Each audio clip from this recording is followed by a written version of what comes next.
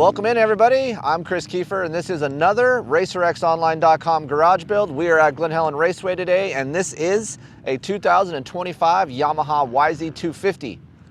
No F, no X, just a two-stroke. It is a rare day for me. As you guys know, I don't ride two strokes that much, but this is a special build. My guy, Eddie Laret, he's always searching for fun. I need to have fun. I'm bored over here. I want to go over here. So I want to try a YZ250. I go, look, I'll get you a YZ250. Let's build it. Let's see if that fun comes back for you. And so we're here. And we have a Yamaha of Troy themed YZ250. Looks very cool. Lots of things involved with this build, but not so much where it's going to break the bank. I like to do some of these garage builds that don't cost a lot of money. We do a lot of these that cost $20,000.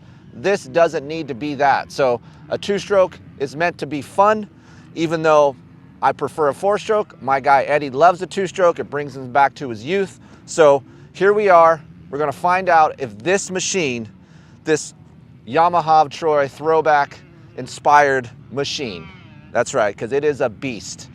Started it up earlier this morning and it sounds nice, so we'll get all that in here. But first, let's go ride it. Let's grab Eddie. Let's see if those juices flow again. So stay tuned. We'll be right back to talk about the build and if that fun came back.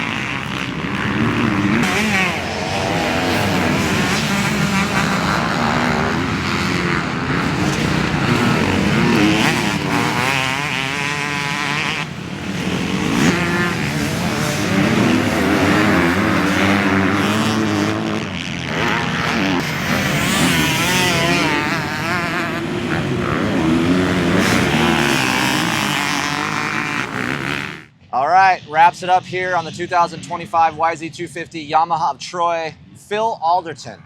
Rest in peace, Phil. In peace. Man, that is a blast from the past. The Yamaha Troy bikes look so sick. If you guys go back on YouTube, you can watch some of this. So it's pretty cool motif, Eddie. So we talked about this in the top of the show of how you are, I don't want to say wishy-washy, but you go through ebbs and flows of you want to ride, you don't want to ride. So I'm sure a lot of you guys out there are the same way during the year. So Eddie's spoiled. He gets pretty much any bike that he wants to ride per year. He wanted to ride the KX450, and then he had a hair up his ass and says, hey man, I want to get a YZ250 two-stroke. So I go, okay, let's do that. We don't do much two-stroke content. Here we are. This is your build. This is your baby. Tell the people out there in the world what you've done, and then what I'm going to do to add a little spice to this, because we know vet riders and Eddie just don't need a lot of this stuff on here, okay? But you want it. So we're going to talk about needs and wants. So go ahead and talk about what you had, and then I'll interrupt you with needs and wants. So this one obviously is a different build from what I normally do. It's a lot more mellower. It might not look to be that mellow to someone like you, but to me, it was very mellow. We use the stock wheels. Which are strong, by the way. Right, they're good. All stock suspension, revalved by REP, but I didn't coat anything. I didn't do anything fancy in that matter. So basically with this bike, because it's a two-stroke, a lot of people that buy two-strokes, I didn't want to get carried away and do all that, especially because it's a lot of work to do all that up and then undo that when it's all said and done. So I kind of just went with the basics, you know, like works connection stuff. Eric and those guys are in all our builds. The stock Yamaha perch isn't terrible, but I went with the works connection perch with the easy adjust on the fly, just, you know, because two-stroke, you will mess with the cable a little bit. We always run their Pro Launch device. I don't know that I'll ever race this bike, but it is on there in case I decide. And then I finished it off with axle blocks. Just a cleaner look axle block. Which they got a new colorway, right? Yeah, so they have all kinds of new colorways. Green, red, purple. This is considered bronze. More of like a titanium factory-ish look. So Pro Start, Pro Launch, if you're racing, that's a need. Yep. Elite, perch, I want to say that's in between. To me, I would need it for me because I like the feel of it, but it's not necessary for me. And then the axle blocks, that's a want. That's a want item for sure. So then next, obviously Pro Circuit pipe and silencer. Went with the Works Edition pipe with the carbon fiber R304 Shorty. Blue carbon. Blue carbon, yep. Hopefully we got some photos of that because that's a beautiful piece. I went and picked it up at Pro Circuit, people, and I sent a picture to him, and he went from 6 to midnight really quick. So yeah, blue carbon will get him going. That's his love language. I was pretty excited about that. I'm not gonna lie. To me, Pro Circuit on here, that's a need. It Yep. really spices up that power, broadens up that mid-range. A Shorty silencer, man, it is unbelievable how it sounds. You guys could hear it here in the video. So for me, that's a need. Yeah. Next piece that I feel was a need was the V-Force 4 reed block.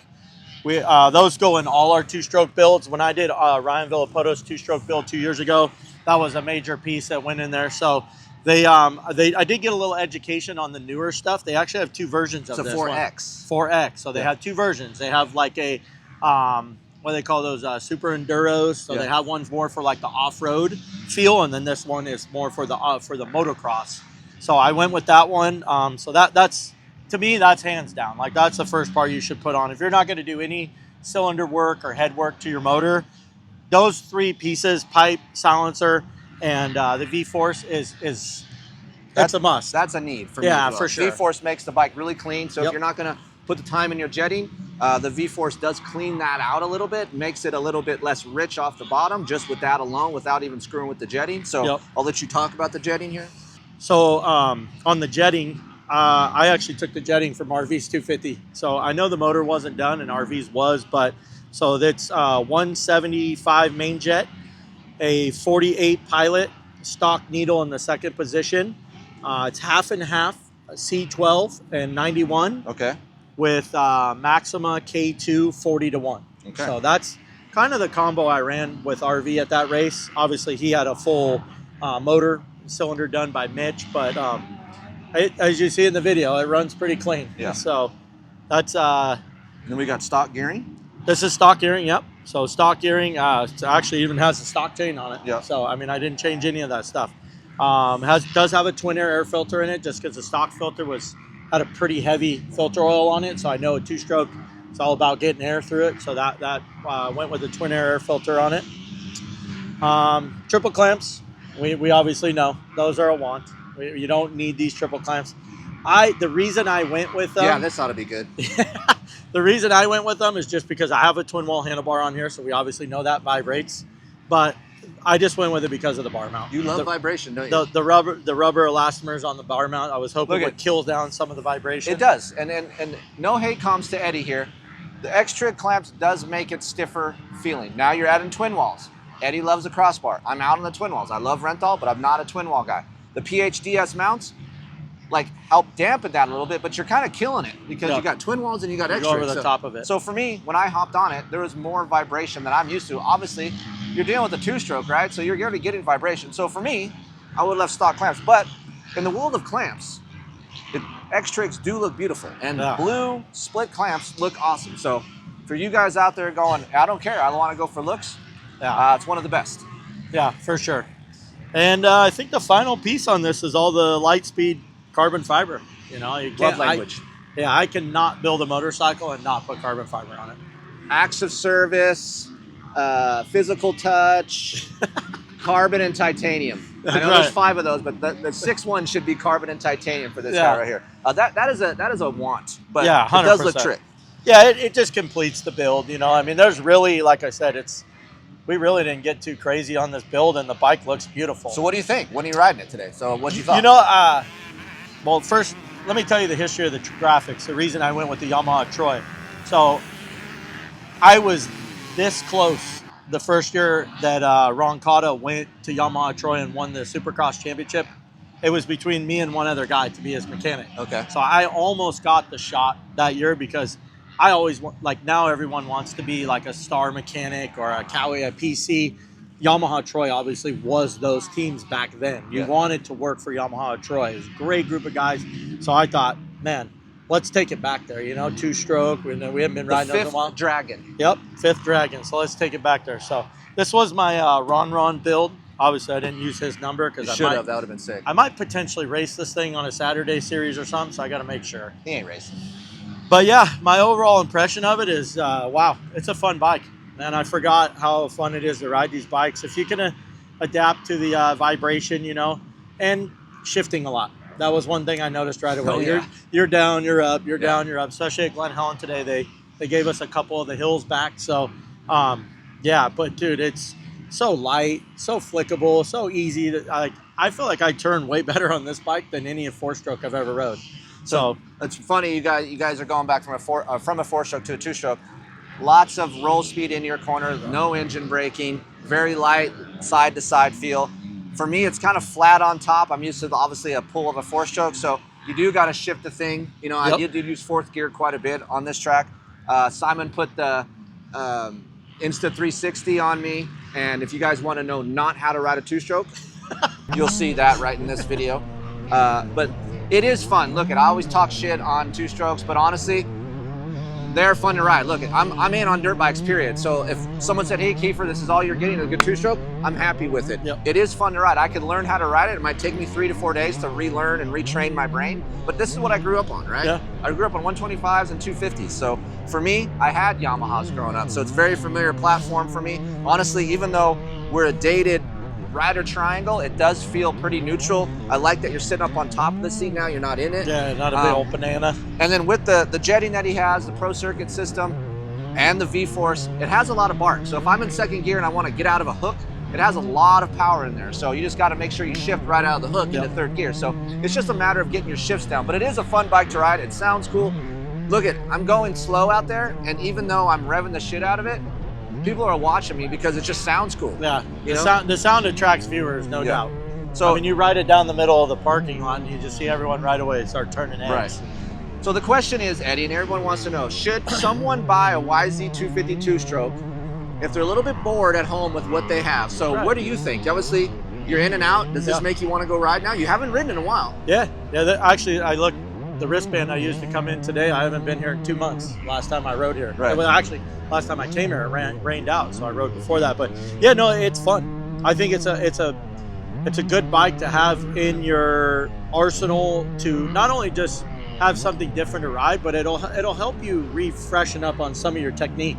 You know, like you said, the roll speed in the corner, but you have to carry corner speed on a 2-stroke, or you're going to be using that clutch a lot coming out. So I think, you know, it's good to keep one around. I mean, you can find these things a dime a dozen for a decent price.